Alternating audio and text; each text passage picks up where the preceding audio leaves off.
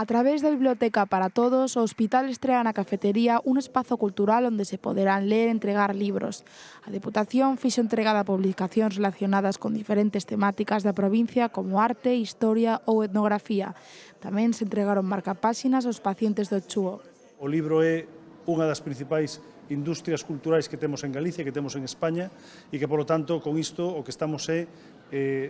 dando un servizo primeiro a todas esas persoas que, como ben comentaba o xerente agora, Santiago Camba, eses lectores e lectoras que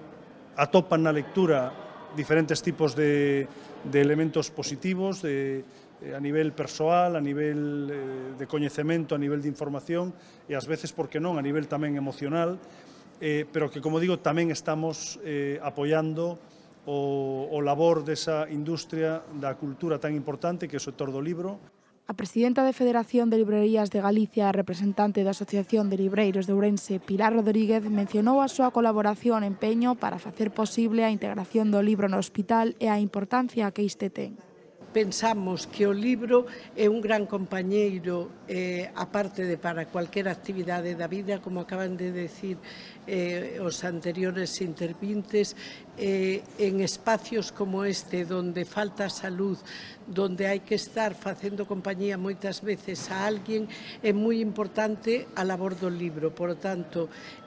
benvidos os libros, creo, os hospitais, e esperemos que iniciativas como esta nosa haxa moitas máis.